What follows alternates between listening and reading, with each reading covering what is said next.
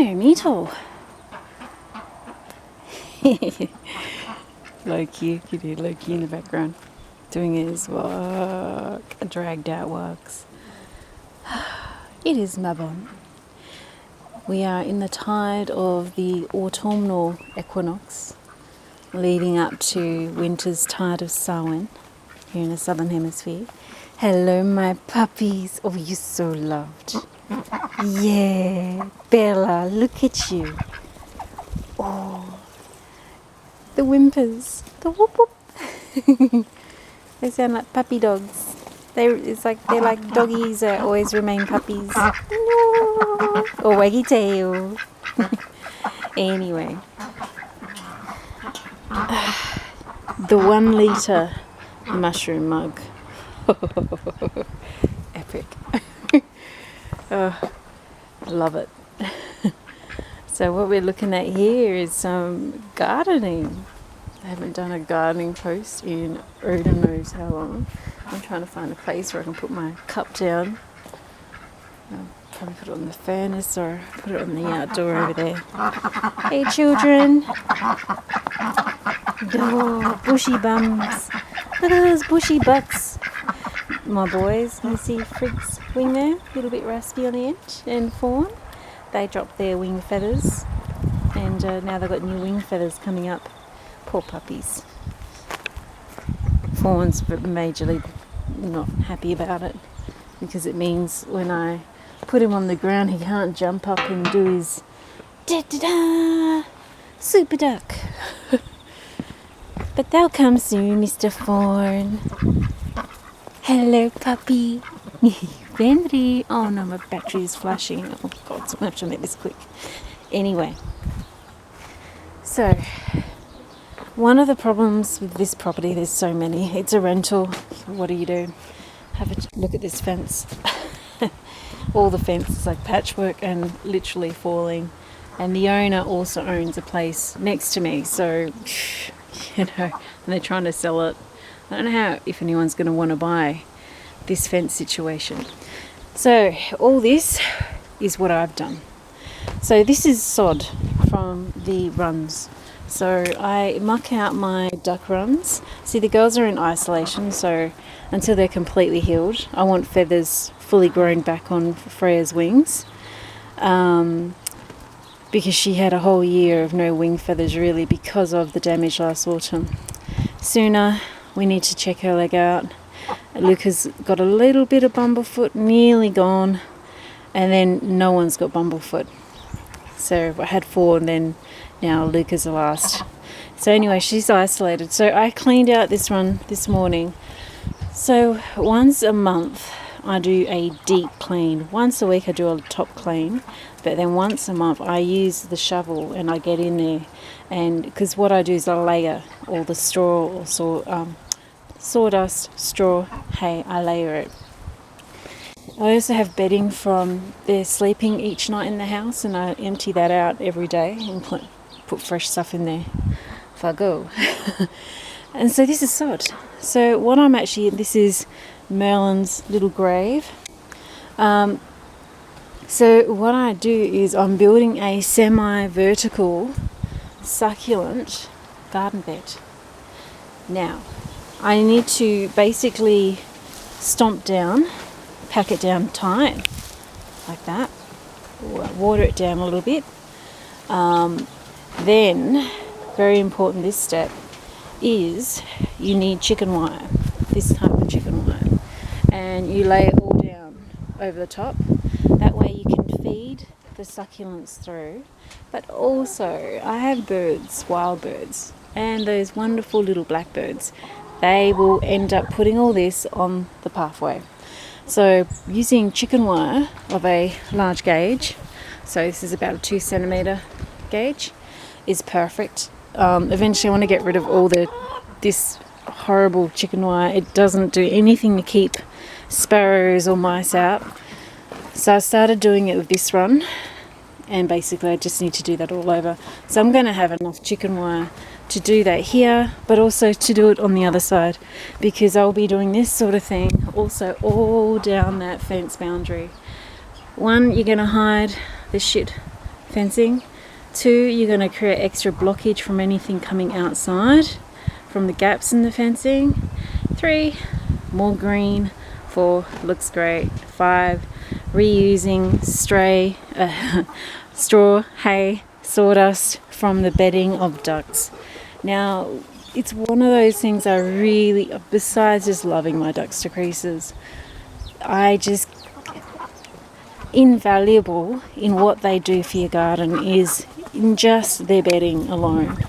With their bedding, I'm able to scape and do so much. I haven't bought soil for 3 years. Like, you know, yeah, it costs me $100 just in straw and hay every 2 weeks, or $200 a month, and then there's the feed and everything. But wow, I get it delivered from a local who grows his own straw and hay. So I'm supporting business. I'm, you know, utilizing one resource that, yeah, it's just amazing. I just love this. Anyone with a garden who wants to garden or does garden, ducks are so much better than dogs. I mean, dogs are cute and everything, but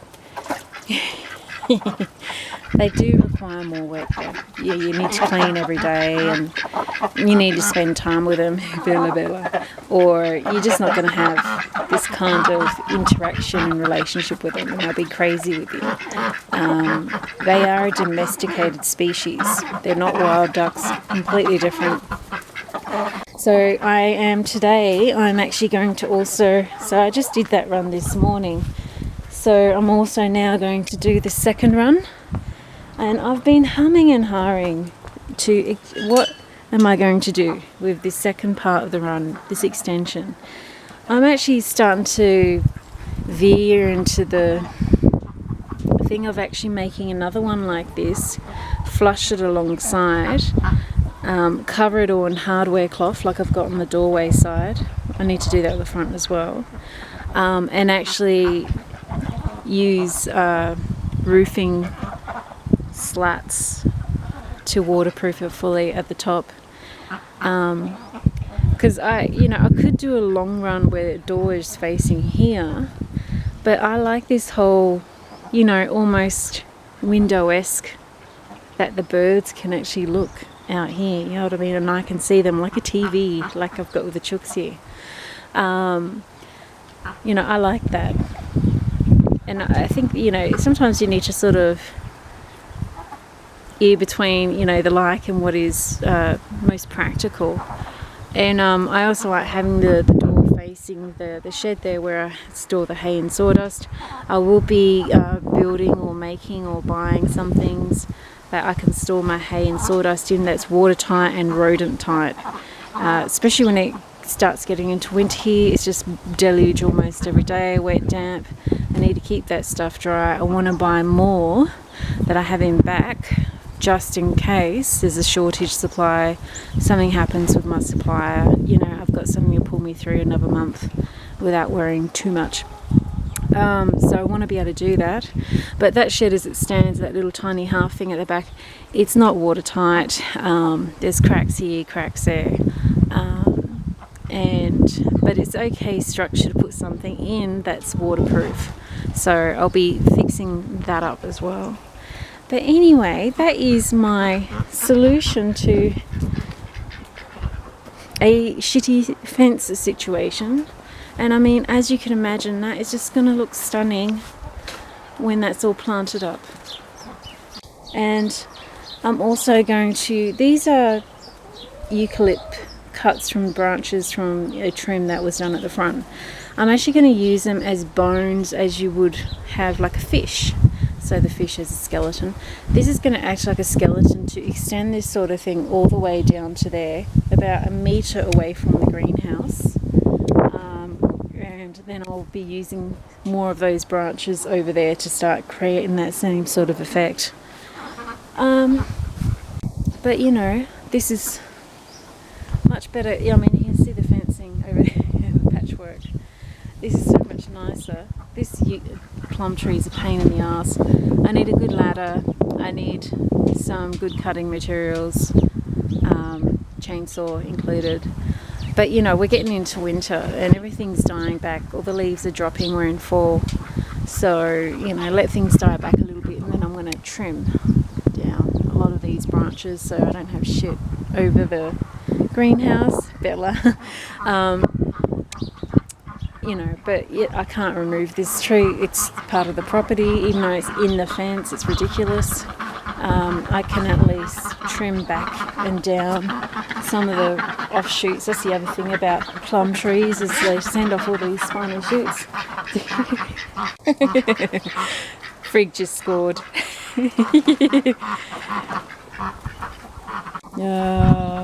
Funny duckies. They've got the biggest sex drive. It's so funny. They like their nookie time. But anyway, that's it from me. So if you've got this sort of situation and you also have ducks, or you want pets and you're thinking of getting a dog and you've got a garden, get ducks. I get dogs. I love dogs, but there's so many of them now. And what I'm concerned about is the loss of these beautiful breeds. You know, people get so much shit, breeders who breed beautiful quality animals, keeping, you know, specific genetic traits. Same with cats, you know. How often do you come across Siamese cats and, you know, beautiful breeds? Now we just have moggy, you know, rescues, and that's all lovely, and they charge so much for them. But I want a, you know, I love Norwegian forest cats. If I was to buy a cat again, I'd be trying to find a Norwegian forest cat, or a pair I should say. But you know, they come down so hard on breeders that actually do a good job, and then you got the average effort basically selling off mongrel litters. And you know, we have such an issue here in Australia with cats and wildlife.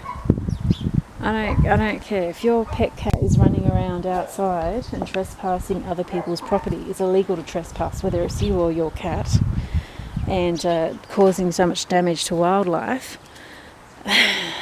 You know, it's enough. It really is enough. It's really irresponsible. At least build an enclosure like this for your cat, so you know they can be outside if that's what they really want. My cat, she's too old now, but she doesn't go outside anyway. I don't let her. She tries sometimes, but Bella, I mean, just look at her. She's just beautiful. Bella. Look at your blue stripes. You're like a sailor duck. Quack, quack. Quack, quack. Bella. You're a beautiful girl. Anyway, blessed be Mary Patch. Bella. I hope that's given an idea with the gardening thing you can do for a shitty wall and a semi-vertical. Oh, and I will add a preface here. I'll do another recording when I've done the chicken wiring and the steps. I'm creating vertical steps to also accommodate being able to garden. So basically, I'll be putting like 2 bricks midway up the point, so you can at least lunge a foot forward as you prune or forage or tend to any of the succulents along this wall.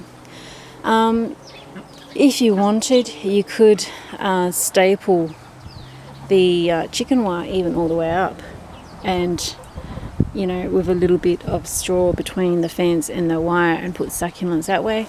Yeah, no, that's okay for me. This is good enough.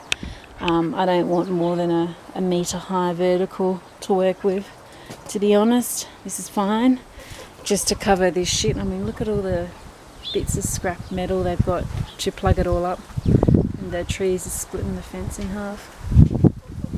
But anyway, blessed be and Mary Part. So yeah, make sure you put steps on there. And this spot, you know, is a pathway as well, so I don't want things that I need to do a lot of watering with. This plum tree tends to suck up any excess water in the ground as well.